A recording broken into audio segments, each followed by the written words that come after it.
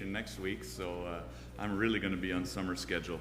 But welcome here this morning to the first, or the last in the July series of God of Life. As we invite Jim and Heidi Unruh. Heidi will be showing up a little bit later. But Jim and Heidi Unruh are here to share with us. Before I introduce them, the new August schedules for Sunday school are in your bulletins. There's also a hard copy underneath or not in your bulletins, in your church boxes. There's also a hard copy schedule under the boxes if you want an extra one to send out. They've also been sent out via email and the Facebook page.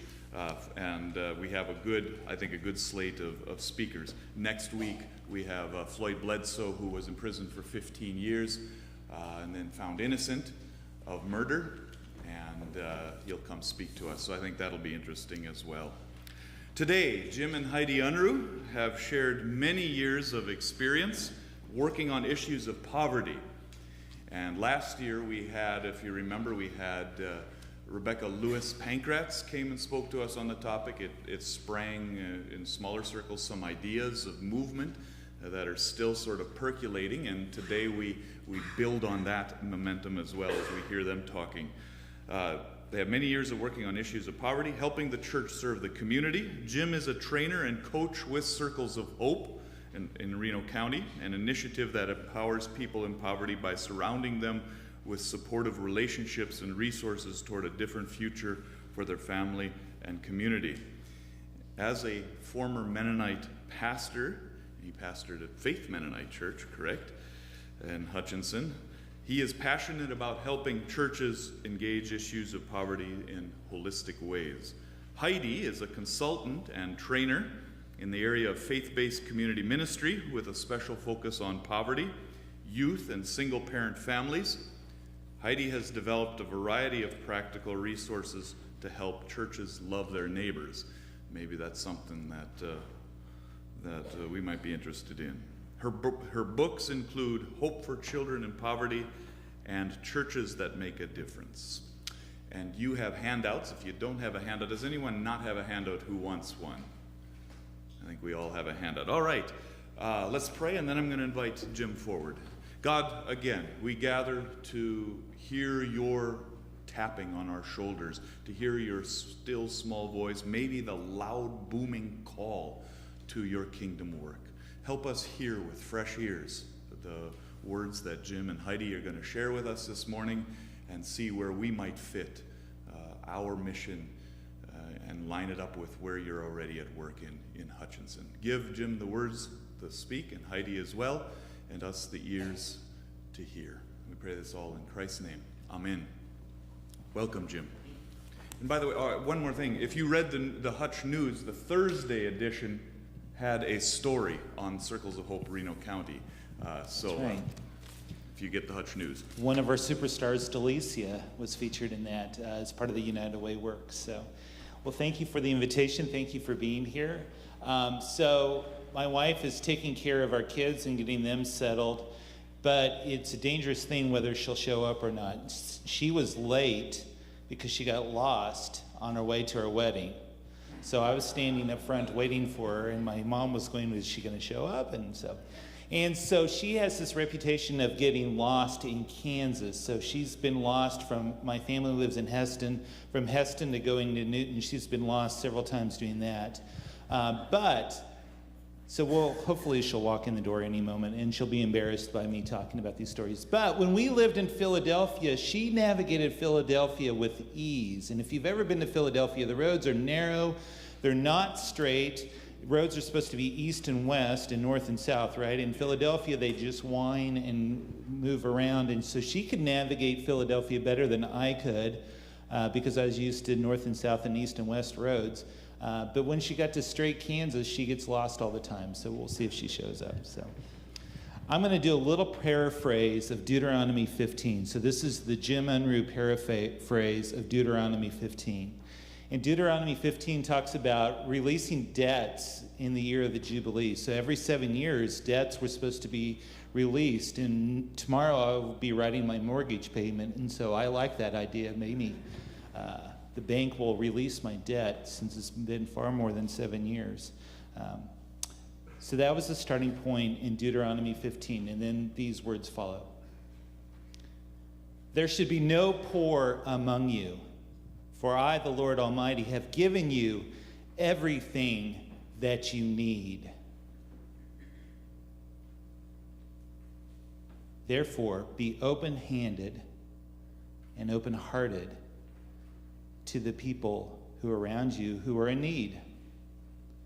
Do not think to yourself, it's almost the 7th year, and not lend to your friend and family in need, but to be open-handed and open-hearted to those around you, and to give generously. There will always be poor among you. But I say to you again, have your hand open and your heart open to those people around you. So sometimes we hear the voice of Jesus quoted, you'll always have poor among you, right? And that's found in Matthew and in Mark and in John. And I'll be sticking around for worship and potluck today. You're having potluck, right? I picked a good. Boy, you invited me on a great day. So I'll be around. So you can ask me, why isn't it in Luke? Why isn't that quote in Luke, even though Luke has the story? It doesn't have Jesus saying that quote. But do we look at the beginning of Deuteronomy 15 where it says, there should be no poor among you? Or do we look at the verse 11, the latter part of Deuteronomy, where it says, there will always be poor among you? Which is the driving verse in this passage? And like all confusing passages, the answer is both, right? So both we have to work with. So that's one of the passages that started me on the quest of this journey. In 1992, my family was in Mountain Ridge. Please forgive me. I grew up in Greensburg. They lived in Mountain Ridge and Heston. So I got to be careful, all these Reno County, Harvey County church stuff, right? It's all good. It's all good for me. And I just spent 2 years in Atlanta, and in my brain there was this thought, there's got to be some way where we can bring middle-class folks and folks who are struggling economically together and work together and learn from each other and make a better community. And little did I know that I was thinking of Circles of Hope, and I didn't discover that until 20-plus years later. So it's a privilege to be on this journey, and a lot of people think that I'm an expert on poverty stuff. And the only reason why I'm an expert is because I've made every mistake possible. When we were in Philadelphia, Heidi and I lived in Section 8 housing, and boy, I look back at some of the things that I did back there relationally wise and just really messed up. But in God's grace, we learn and we continue to grow and we continue to find best practices. So I say that to say, this work is messy. It's messy, messy, messy, but it's also beautiful. And so Thursday, when we had a graduation for the folks who've gone through the Circles class and who are ready to engage on working towards their future story, that was my message to them. It's messy, but it's also beautiful, this work, and especially when we engage relationally. So, Delicia's story that was in the paper. Delicia is an awesome woman. She and her husband have 4 kids, I believe. 2 years ago, she was really struggling economically. And the big issue in her culture is that men and women don't share about financial resources. So he made money, and he would give her a little bit of allowance to take care of all the bills. She was working 2 jobs and never had enough to balance things out. And the key issue for her was that she started feeling bad about herself as a mom and as a person, and then that would lead her to make choices that would also be self-destructive. So when you feel bad about yourself, you want to relieve that tension and then make other choices, and oftentimes those choices make your life a lot worse. So for Delicia, one of my goals was every week, if I made Delicia cry in the class, I knew that I had hit something important, because she's a very emotional, caring, loving person and cries easily. And so I learned that was one of my goals. And so Friday, when we were talking at the United Way together, to some donors for the United Way, she said, "I'm not going to cry today, Jim." Anyway, so this stuff was deep and personal for her. She wanted the best for her children, and if you read the article in the Hutch News, she's now still working 2 jobs, but they've relieved a lot of debt. They've had their house painted. She feels good about her house now, at least better about her house. She's going back to school because part of her vision was, I want my children to have a better future, and the only way that they're going to see a better future is if I model for them. And so she's going back to nursing school, and so the kids tease her about making sure that she gets her homework done, right? But here we have a complete change in 2 years of this family's view, where it was, we're just struggling to get by, to we're doing homework together to improve our lives. We're doing lots of tangible things to make our lives better. And so that's one of our success stories. Another one from a year ago, if you went to the Hutch Library's Talk 20, we had one of our circle leaders, Amanda Roberts, share her story. And she woke up one day and she realized that she grew up in a single mother family, and she had an older brother and a younger daughter. And she was the younger daughter. And she looked up one day and she realized she was a single mom with an older son and a younger daughter. And if you look at the family pictures of her childhood of origin and her children, the pictures are almost identical. It's spooky for me as I look at those 2 pictures side by side. And she said, I didn't want my children to have the same childhood I had. Her childhood was, if they got behind on bills, they would skip town and move town when the bills came due, because they couldn't pay up the bills. So they would just pack up in the middle of the night and move. Now imagine what that would be like as a child. You go to bed one night and your mom wakes you up and puts you in the car and you're moving to another place. And you don't know, you haven't said goodbye to your friends, your family, and you're off to a new school. What kind of childhood would that be? And she found herself almost in that same cycle. And so she said, she didn't want that anymore. And so Amanda's story is a powerful story of how this works, because she found a supportive church. She was working with interfaith housing on housing issues. She was working with several other agencies. And then she came to Circles, and that was kind of the final piece. But notice a lot of different moving pieces of support in her life. And within a couple years, and she had an incredibly supportive work environment that wanted to see her grow and to increase her income. And so you put all those pieces together, she now owns a home in Hutchinson, and she has stability for her kids, and it's a different story in that journey.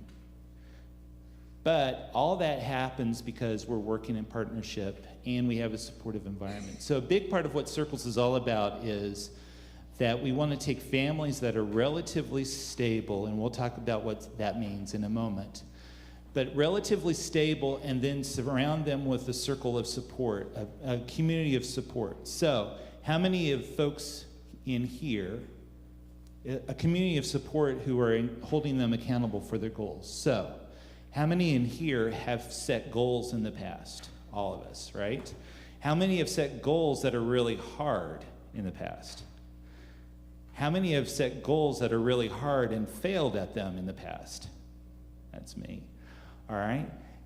We find that if you set a goal and you say it to another person, you're more likely to hit that goal, especially if that other person is going to hold you accountable and is going to walk with you and root for you and encourage you, challenge you, kick you in the butt when you need to be kicked in the butt. All those things. We're more likely to hit goals when we are in an accountable relationship. And that's part of what Circles does. Another part of what we're really doing is a lot of families are caught up in the now thinking. They're only thinking about this moment, this day, the next meal. So a lot of families who are caught up in the now, when the kids are saying they're hungry and you're tired, it's just easy to pull into a fast food place and get food right away because we're hungry right now. If we develop a future thinking, then we could weigh out the choices. Do I want to spend my money right now, or do I want to think about my future story? Do I want to use that money for something else down the line? For a vacation, for a home, for whatever, if you have that future thinking. And the issue for a lot of families who are struggling economically is that they're right in the now all the time. All the time. They're only thinking about the now, right now. That's an ironic phrase of turn of phrase there. So they're only in the thinking about the now. And so you make a lot of choices based on that. So like I said, the fast food choice. But the other issue is when your family is struggling to pay bills, if you're wondering if you're going to be evicted this week, rightfully so, you should be thinking about that. But that has an incredible amount of stress on one's body. And folks do that stress relief. And so I had a mom in a Circle Leaders class that said to me, I know I shouldn't be smoking. I don't want my kids to smoke. But for 5 minutes, I put my kids in front of the TV, I go out on the porch, and I have 5 minutes to myself when I smoke. And I know it's bad for my body. I know it's expensive. But that's my stress release, and that's my mom alone time for 5 minutes. So that's an example of now thinking, right? I need a break right now for what's going on. And if you put it in that terms, it makes sense to do the smoking, right? Even though she knows it's destructive for her body, she doesn't want her children to do it, and she knows it has long-term implications. But if you are stressed out right now, you don't care about the long-term implications. You only care about what's going on right here and right now. So, all right, let's look at some numbers. So, part of the messiness is that your handout was supposed to be cut in half, but because we are always running late, and my wife is running late, and I was running late, we didn't get this to your pastor in time to get it cut in half, and so part of the messiness is here. So, put up 13 fingers, you and a partner, okay? So we have our fingers up, right? 13. You and a partner make 13 figures, all right? So 1 and 13 in Reno County is a working adult who's in poverty. 1 and 13. All right, now put 12 fingers. All right. 1 and 12 people in poverty in Reno County are seniors. Now 8 fingers up. 1 and 8 residents, about 7,700 people, are in poverty in Reno County. That's not Hutchinson, that's Reno County, right? 5 fingers. 1 and 5 children and youth are in poverty. 4 fingers. 1 and 4 preschoolers are in poverty in Reno County. And 3 fingers. 1 and 3 families are headed by a single mom. So those are some of the statistics here in Reno County that we face. And I will tell you that it's higher in Reno County than it is in Harvey County and McPherson County and Saline counties that are similar in size to us. Reno County has higher poverty rate. And again, it's not just in Hutchinson. So if we look at the Fairfield School District, the numbers would be very similar to this, and Pretty Prairie and Haven, and a little lower here in Buhler, but it's still higher than surrounding counties. So this is not just a Hutchinson, it is a county-wide issue, and there's some deep things going on in Reno County that are different than other counties, and so at lunch, if you're curious, we can dig into that further too, or at another time. So what we say is that there's 2 stages to helping families break out of poverty. And I'm going to embarrass her, but turn around and wave to my lovely wife, Heidi, as she comes forward. So come on down, Heidi. This was supposed to be your part anyway, So we say that there are 2 stages to help a family in poverty. So again, if you are in the now thinking, you need to get support in the now. So when we think of an equation of helping a family become stable, we say that there are two things that need to be involved. You need a few key people and then lots and lots of resources. What do I mean by resources? Everything from diaper to school backpacks to financial support to housing to food support and food banks, clothing, all these resources, okay? So a few key people and lots of resources. If you think about First Call for Help in Hutchinson, they see 1,000 folks a month at least, if not more. They're working on a backpack drive. When they hand out these backpacks to the kids throughout the county, these kids are going to be able to be stable enough to go into school. Everybody entering school in Hope-Reno County should have a backpack of school supplies to start the school's year all the same, which is a good thing, right?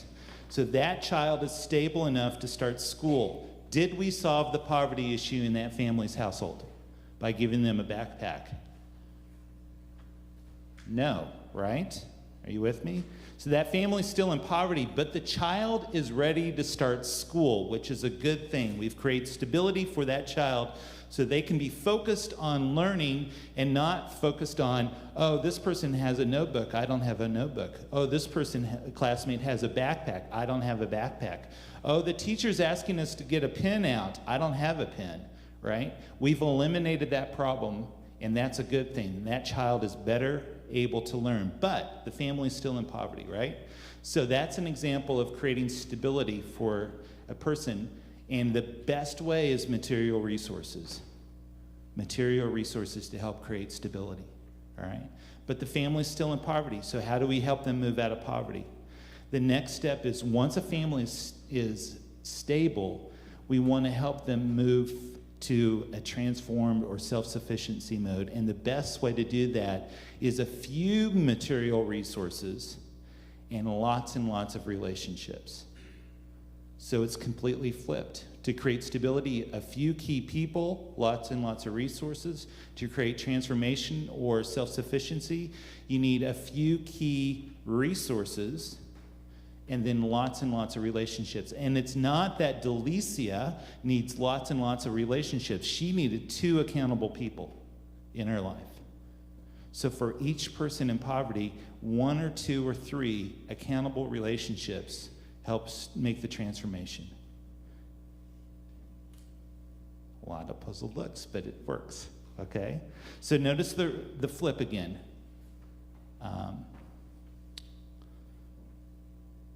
For stability, you need few key relationships, all right? So the receptionist at First Call for Help is a vital cog, welcoming everybody, making them feel welcome, making them feel valued.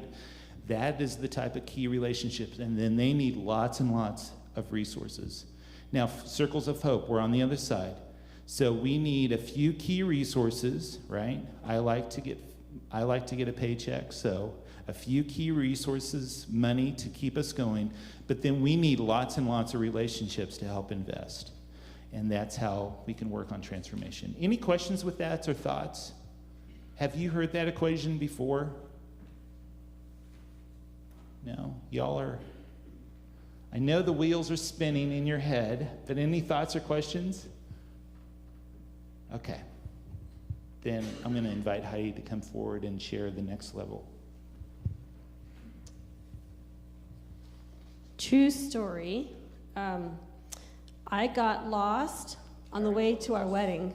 Oh, okay, so we're covered here. All right. And so you talked about the status of poverty and the numbers. Okay. So I would like, in the time we have, to talk about, you're probably asking the so what question. And so Jim has already started on this path, because hopefully one of the things you've learned this morning, and I know Jim well enough to know pretty much most of what he said, even though he wasn't here. So I'm hoping that by now you're getting the picture that poverty is a little more complicated than maybe sometimes we think it is. So on the surface level, poverty means not having enough.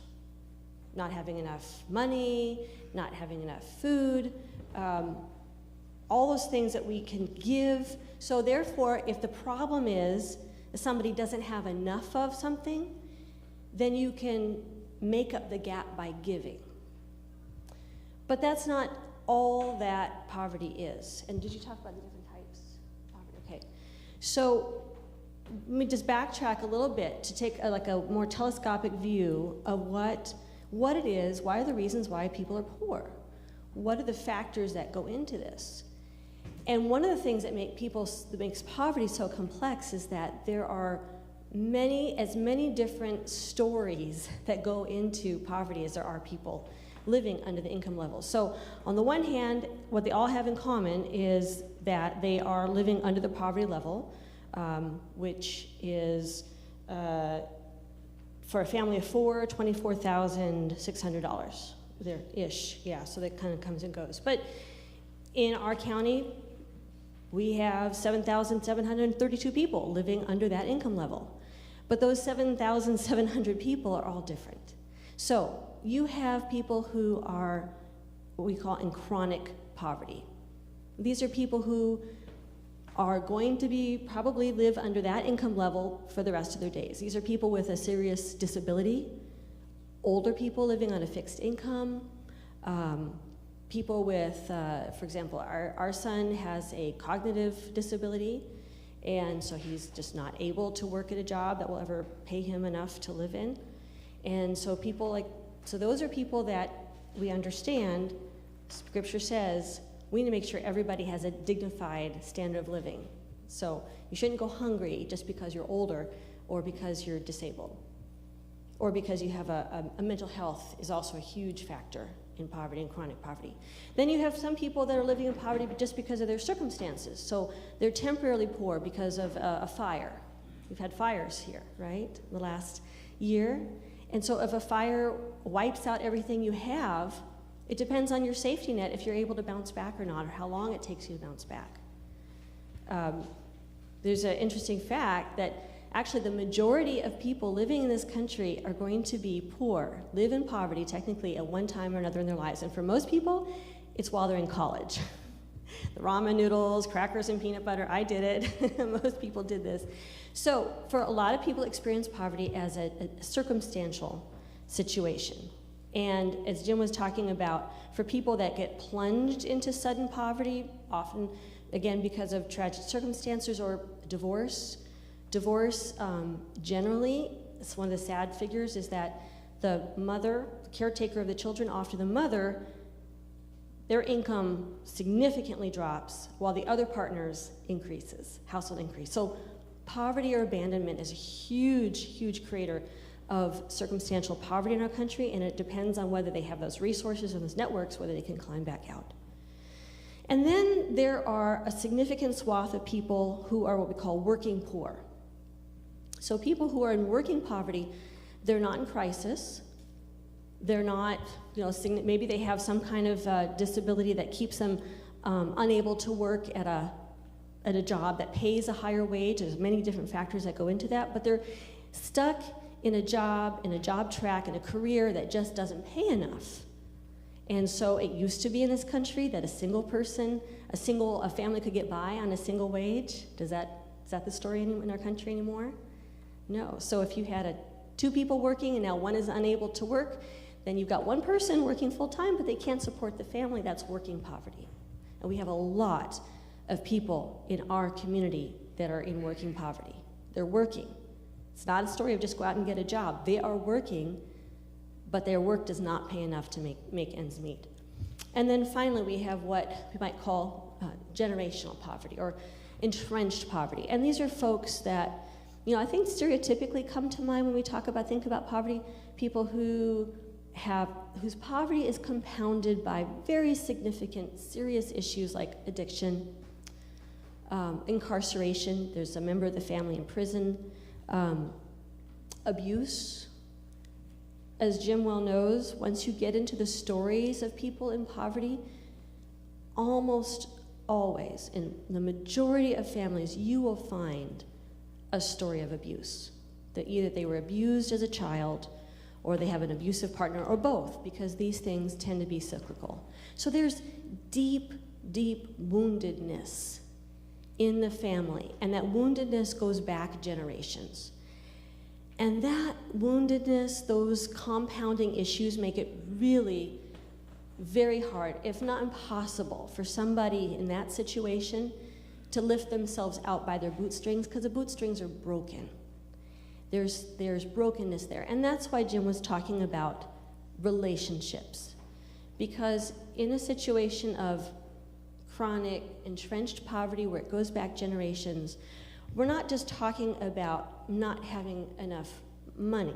In many of these situations, it's also about not having enough skills, connections, opportunity, or emotional resources. So we can think of three kinds of resources. There's resources, the physical kinds of resources, we talked about money, backpacks.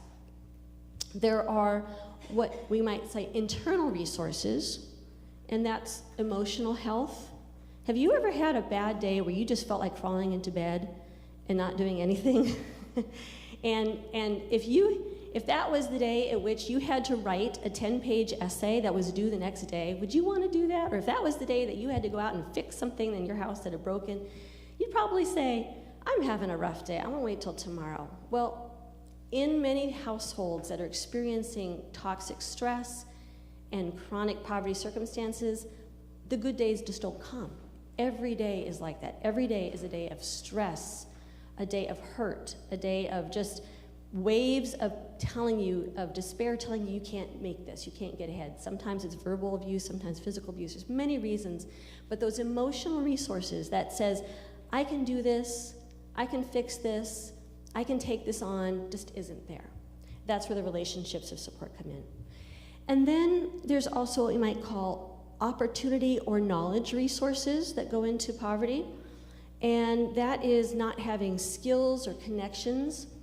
So when it came time for you to look for a job, or your kids to look for a job, there was knowledge there about how to do that. You have to go apply, you have to get an application, you fill it out, you use your best handwriting, you maybe worked some high school jobs so you'd have something to put in your resume. There's a whole bank of, when you go to the interview, you show up wearing nice clothes, you look people in the eye, you shake their hands. You tell them the people that you might know in common. My uncle used to work here, and all that. You're not born with that. You're not born knowing how to go get a job, or how to keep a job, or how to dress in such a way that people look at you and think that you're a trustworthy person. You're not born with that. And so for people who aren't raised in an environment that teaches them that, that's a deficit as important in our society as maybe not having enough food. Because you can go to a food bank and get food, but where do you go to learn how to dress and act and look people in the eye and shake their hand and communicate that you're a trustworthy person? So Jim and I know lots of people who would make really good workers, but they don't communicate that to the world. They don't know how to fit in to our middle class society. And they don't have the connections. That's another big piece. So if your uncle or if your uncle's cousin works somewhere, you're more likely to get a job there. But if you don't have a foothold in that world, then that again is where the relationships come in. And why we're pushing it, because in circles the way it works is that the circle leader, Jim told you about circle leaders, you know that language, did you mention that? Circle leaders. So the folks who are in poverty that are trying to leave that, they may not know who to talk to, who to call, how to look for a job. But their ally might say, oh yeah, I know so-and-so who works in HR. I'll just give him a call and tell him to expect your application. And bingo, there's a connection. There's what we call social capital. So the relationships provide encouragement, that voice. When you've grown up your whole life, people telling you, you can't do this, you're not good enough, you'll never make it. And sadly, there are kids growing up right now hearing that message every day of their lives. They need someone to speak into their life and say, you can do this, I believe in you. You got this, I'll show you how. I'll be with you. I'll drive you to that job interview. I'll sit there while you go in there because I know this is scary for you, but you can do this. Oh, wait, no, not that shirt, different shirt.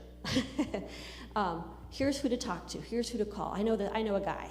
So those kinds of coming alongside relationships can make all the difference. Where a bag of food is gone the next day, the next week, the relationships create those bridges of opportunity and connections and skills that enable people to get past those barriers and to start doing things for themselves.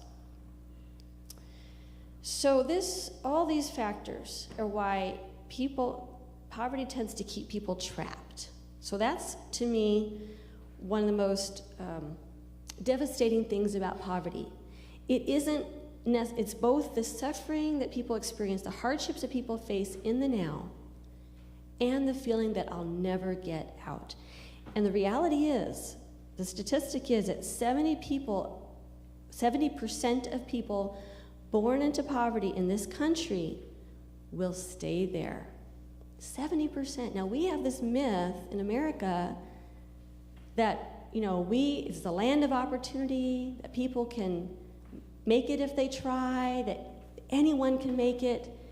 And for 30% of people born into poverty, that's true. We have lots of success stories, and probably a higher success rate in people, making those rags to riches stories than maybe anywhere else in the world. But 70% is still a lot, especially when we know that sometimes what it takes is just one or two caring, resourced, non-judgmental, supportive people to walk alongside somebody and show them the path and stay by their side while they find a way out. So on your handout, and I don't know what time. Okay, so on your handout, just want to wrap up by talking about how can churches make a difference for households in poverty. So we've got, just to summarize, 4 things, because as people of God, we know we are called to make a difference. We don't have that an option. We don't have a choice. God says love your neighbors, and we know that 1 in 8 of our neighbors live in poverty. And many, many more around the world. So to make a difference for households in poverty, I just suggest these 4 different pathways. So one is, as Jim talked about, meeting needs to develop stability.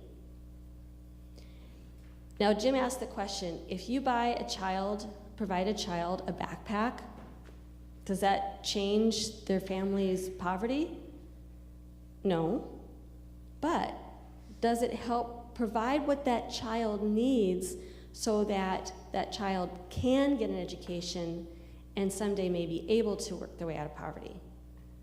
Yes, it's a small piece, but it's a piece, and it's an important piece. So we don't want to, downplay giving to meet needs. We don't want to say it's not important. It's very important. Just want to say it's only one piece. And if you expect that you can give your way out of poverty in our community, we are sadly mistaken. We can be as generous as Deuteronomy 15 says, and still there will always be poor in the land. But we still need to be generous. So, meet needs, keep giving to develop stability. Do it wisely, do it strategically, but keep giving. Secondly, as we talked about, building relationships and walking with people toward restoration.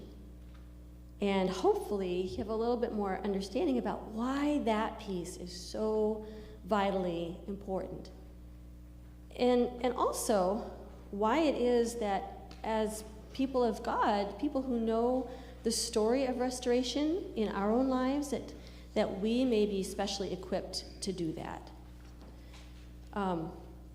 Because we know that God walks with us. We know that God loves us no matter what.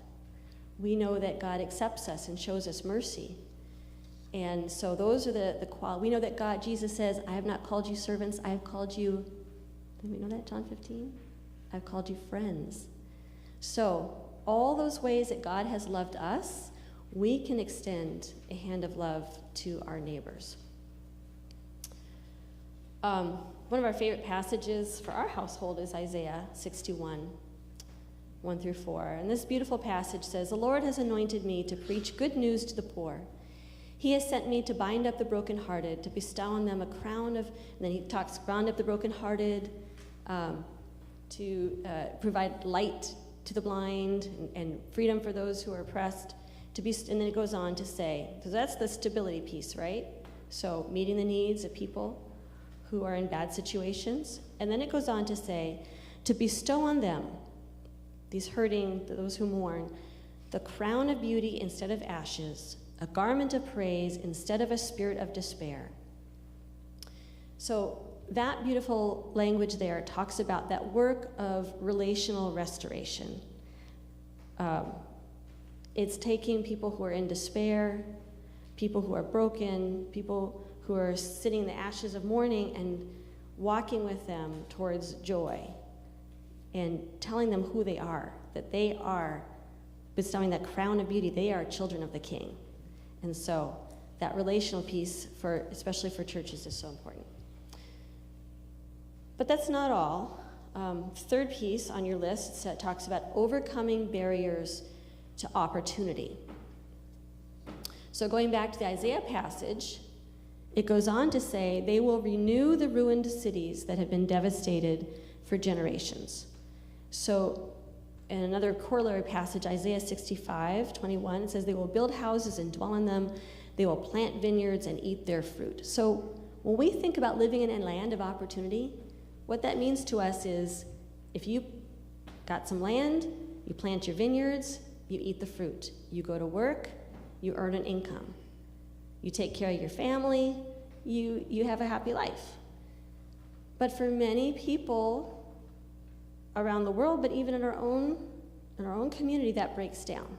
So if jobs don't pay a wage that people can live off of, if they don't have training or can't get an education so that they can get those higher paying jobs, if they just don't know the people, they don't have those pathways of connection to get to that opportunity, it breaks down.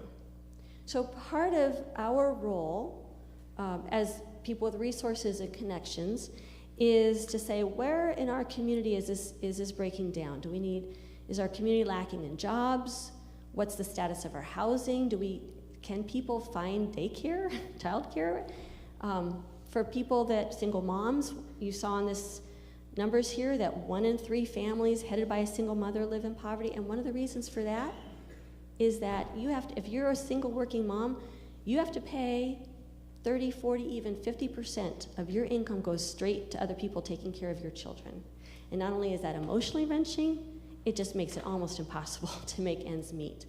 So that is a barrier to opportunity in our community, that by working together, it's not something one person can tackle, but it's something by working together with others in our community we can address. And then fourth, something I'm passionate about, which is investing in the well-being of children. So Jesus had a special love for children. He said, "Let the children come to me." He also said, if anyone would hurt these children, just tie a rock around their neck and throw them in the lake, because that's what I think of them.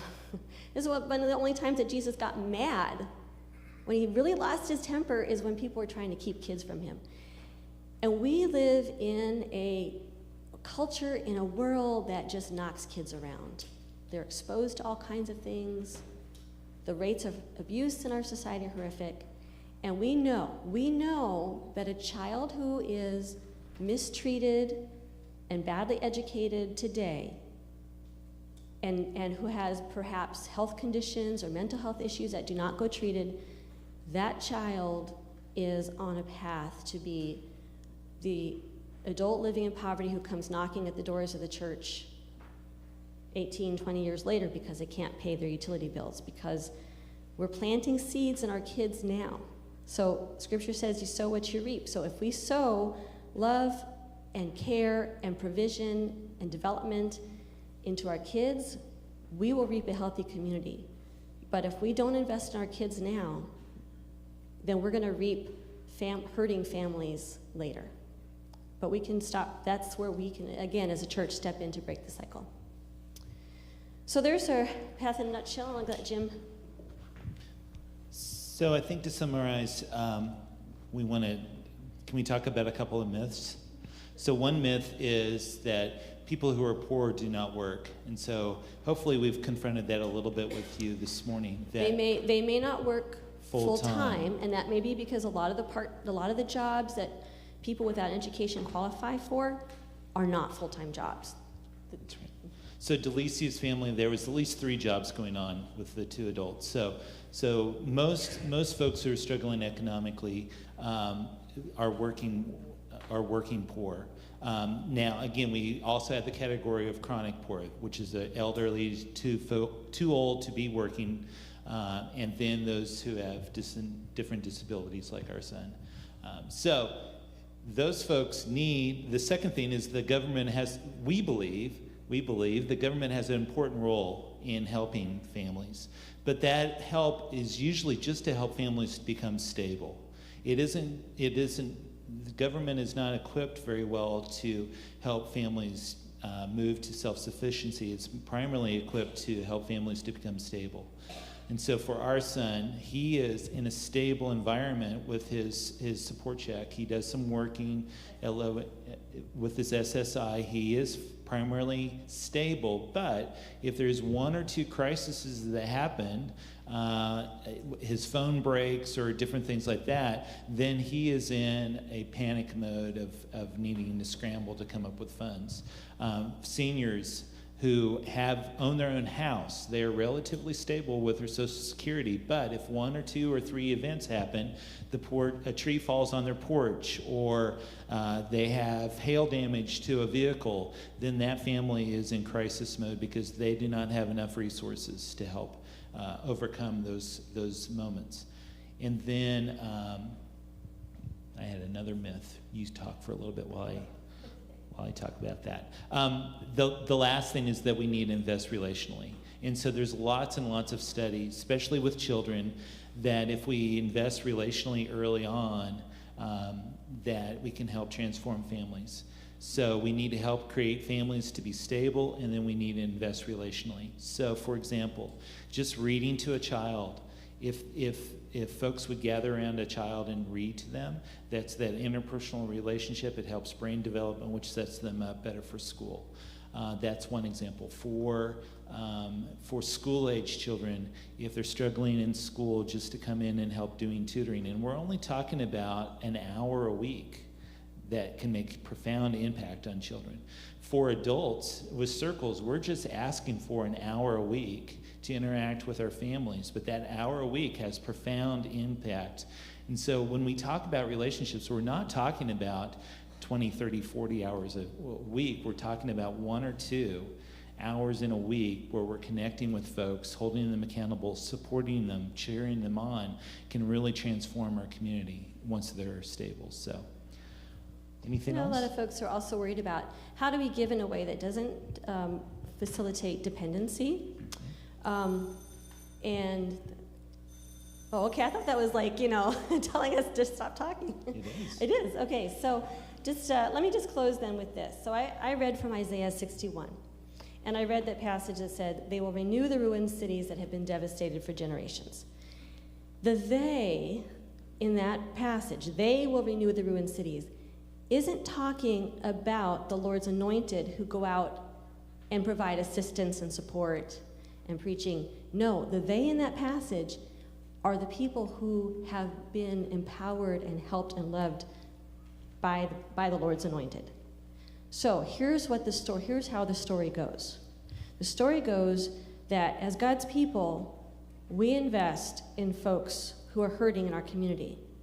Not just giving things, but also giving of ourselves. And that has a transforming effect.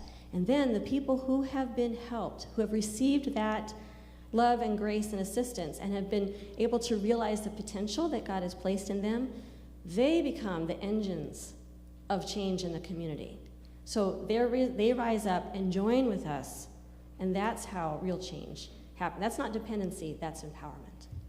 So thank you all. Here's a little dirty secret. So Heidi and I are much better in conversation. We didn't have a really good setup for us to be in dialogue with one another. So here we were talking about building relationships, and we did a monologue with you all. So I want to recognize that that's a struggle in this process. But I hope that we planted seeds that hopefully we can continue a dialogue. I'm planning to be around for worship for the potluck, but even more importantly, we really want to help you flesh out, if you are interested, your piece in helping Reno County become a place that is welcoming and life-giving for everyone. We really passionately believe that the church has an important key role, especially on the relationship part. And so we want to just anoint and ask God's anointing and blessing upon you all, that God would bless you and guide you as you compassionately give, but also seek for transformation for yourselves, for your church, and for your community, which is our community too. So thank you for listening. Thank you for inviting us. Yes, make sure, I hate to do this to you, but make sure he doesn't get to eat too much, that you have so many questions of him that there'll be dessert at the end. Thank you. Yeah. So thank you so much. And I know there's some of you in this congregation that have expressed interest in partnering with some of the work of Circles. Take time to contact them. I have their contact info too. Go in peace. Let's come back to worship, and we'll see you later.